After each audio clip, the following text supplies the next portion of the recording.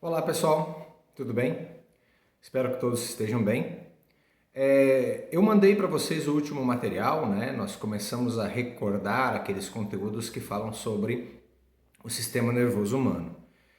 Espero que vocês tenham aproveitado, né? Espero que tenha feito vocês lembrar de algumas coisas que a gente conversou já em sala de aula.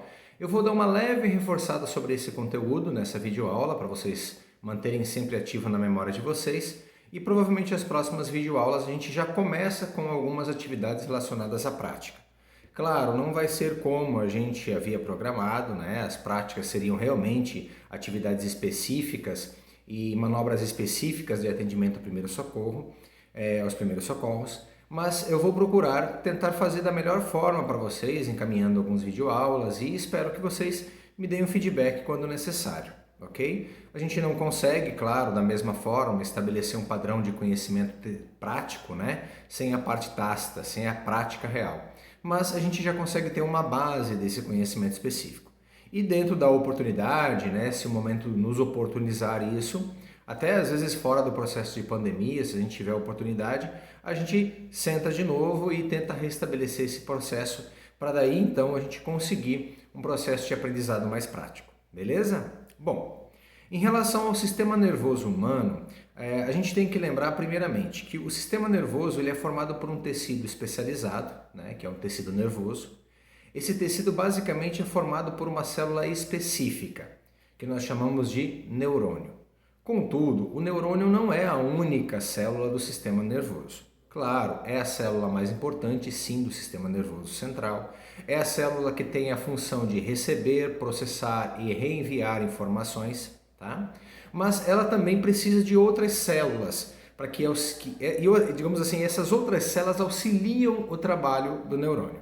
Uma vez que o neurônio se limita a essas funções, e que são inúmeras, né? Dentro de um princípio de pensar como essa relação age, pensar que o neurônio tem que receber todas as informações, sejam elas sensoriais e motoras, processar essas informações e devolver com feedback, e isso nós estamos considerando além daquelas informações que não são da relação do pensamento cognitivo, né? Da cognição. São só informações de cunho motor ou sensorial. Se considerarmos as relações do pensamento cognitivo, aí são milhares de informações que passam por segundos, né? Centésimos, milésimos de segundos. Bom, mas vamos falar um pouquinho dessas outras células que auxiliam o processo de trabalho do neurônio. Essas outras células são chamadas de células da glia ou células da microglia. Existem 3 desses tipos de células. Os astrócitos, o nome astrócito lembra um astro, ele tem essa característica de parecer uma estrela mesmo, tá? Os astrócitos, eles são responsáveis pela nutrição dos neurônios. O neurônio, ele não faz nutrição sozinho, ele não capta o nutriente da corrente sanguínea sozinho, porque o neurônio não pode ter contato com a corrente sanguínea. Lembra a ideia do derrame que a gente fala, a ideia de derramar algo, né? Derramou e deu derrame, que nós entendemos agora mais cientificamente como o AVE, né? O acidente vascular encefálico. Alguns ainda utilizam o termo AVC. O termo AVC não está errado, o problema é que nem toda lesão neurológica, nem todo acidente vascular neurológico acontece no cérebro. Por isso a gente, de forma mais ampla, diz AVE, acidente vascular encefálico. Quando se identifica, através de uma ressonância magnética ou de uma tomografia computadorizada, que a área de lesão foi o cérebro, aí sim a gente coloca o nome de AVC. Tudo bem? Bom, o neurônio então não pode ter contato com a corrente sanguínea. Quem faz a captação dos nutrientes para o neurônio é essa célula, uma das células da glia ou células da microglia chamada astrócito. Então, ele é responsável pela nutrição do neurônio, nutrição celular desse tecido nervoso. Um outro tipo de célula que nós temos são as células chamadas células da microglia. As células da microglia são responsáveis pela higienização, pela limpeza da área celular que envolve o sistema nervoso. Então, todas as células que processam no sistema nervoso acabam liberando resíduos, uma célula morre, libera proteína, ou algum tipo de proteína, ou algum tipo de lesão vascular muito leve. É essa microglia que faz a higienização, que faz a limpeza do sistema nervoso. E por último, nós temos uma outra célula chamada oligodendrócitos. As células oligodendrócitas, caracteristicamente, elas são células também chamadas células de Schwann, são células que têm a função de formar a bainha de mielina. Se vocês olharem, digitarem na internet lá no neurônio, vocês vão ver a imagem do neurônio e que na cauda, né, que a gente fala a caudinha dele, que nós chamamos daí de do axônio do neurônio, né, essa parte ali é envolta por outras células menores que formam uma bainha. Essa bainha permite que a informação passe de forma saltatória. Essa informação passando de forma saltatória melhora o impulso nervoso, melhora a informação e acelera o processo da informação, tá bom? Então o axônio do neurônio, todo ele é coberto por oligodendrócitos, ou as células de Schwann, ok? Então são células fundamentais para o funcionamento do neurônio. Mas vamos voltar ao neurônio então, a essa célula fantástica que recebe informações, processa informações e envia informações, sejam elas cognitivas, sejam elas sensoriais, sejam elas motoras. Bom, o neurônio é um emaranhado de estruturas que se comunicam entre si. Então a informação que chega ao neurônio, ela vai rapidamente passar por todo o corpo celular até chegar nas posições dos dendritos, que são os finais dos neurônios, e transmitir essa informação para um outro neurônio, através de uma área chamada fenda neurosináptica. Essa fenda é um espaçozinho que existe entre um neurônio e o outro, que eles não se tocam, né, fisicamente, mas há uma informação eletroquímica que acontece pelo impulso de neurotransmissores. Vocês já ouviram falar desses neurotransmissores, né? Vamos dar um exemplo de um neurotransmissor que foi muito utilizado e hoje às vezes é muito utilizado ainda, né? Mas acabou caindo no mercado. Aqui em Foz do Iguaçu o pessoal acabou comprando muito no Paraguai para utilizar, que o objetivo era diminuir aquela necessidade de comer e as pessoas usavam para emagrecer. É um medicamento utilizado sim, mas na área médica, né? Quando precisa fazer um emagrecimento mais rápido, porque a pessoa vai ser submetida a uma cirurgia bariátrica, a uma cirurgia gástrica, né? Precisa emagrecer justamente para que a cirurgia tenha mais segurança. Mas muitas pessoas compravam de forma ilegal, compravam sem receita médica e faziam uso dessa medicação, a famosa subtramina. A subtramina é um tipo de medicação neurotransmissora que passa uma certa informação. Então ela passava uma informação de inibição da sensação de ansiedade de fome, da necessidade de comer. A diferença é que essa medicação ela é controlada. Nem todas as pessoas respondiam de forma positiva. Ela já foi ligada a situações de ansiedade, ligada a situações de estresse psicológico, ligada a situações, por exemplo, de tendências suicidas. Então é uma medicação que tem que ser controlada e passada por um profissional da área médica. Muito bem.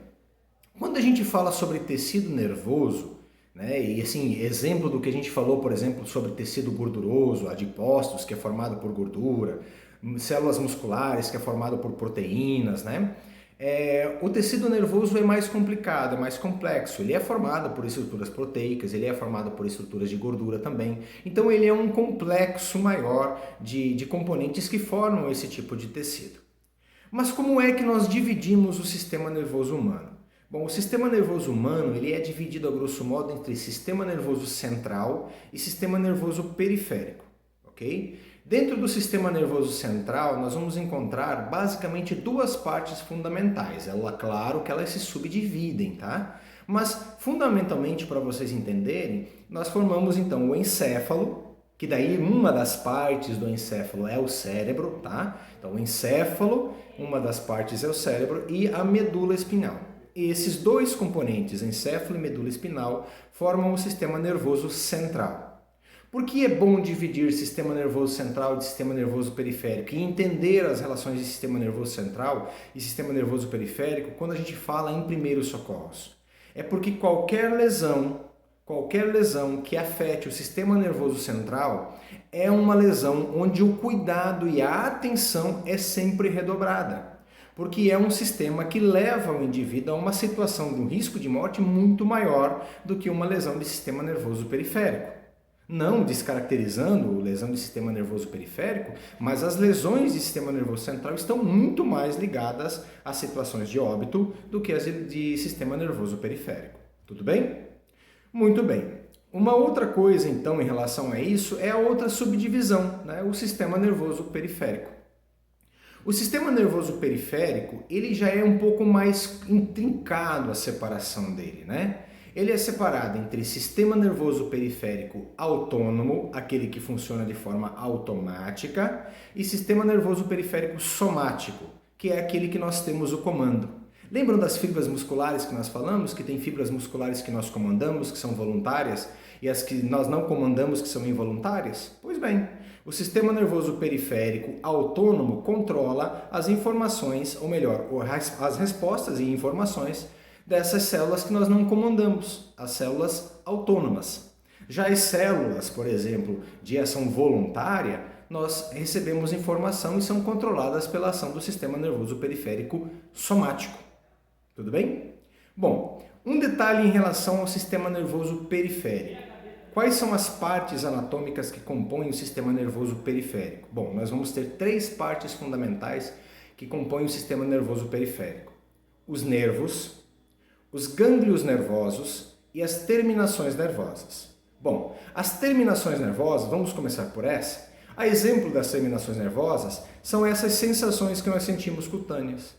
Existem milhares de terminações nervosas que respondem por temperatura, pressão, dor, que passam para nós essas sensações. Nós temos então os gânglios. Nos gânglios são um conjunto de estruturas intrincadas onde estão os corpos dos neurônios, a famosa cabecinha do neurônio, né? E já os nervos fazem parte os axômios, aquele prolongamento dos neurônios, aquela parte da caudinha do neurônio, formam os nervos. Os gânglios nervosos vão receber essas informações do sistema nervoso periférico ou enviá-las, né? Tanto sejam elas sensoriais ou motoras, e passá-las para o sistema nervoso central, através da medula, que chega até o nosso encéfalo. Já então os nervos, por sua vez, eles têm essa relação de receber informações lá das terminações nervosas, sejam elas motoras ou sejam elas sensoriais, transmitirem para os gânglios na sua sequência para o sistema nervoso central. Ok?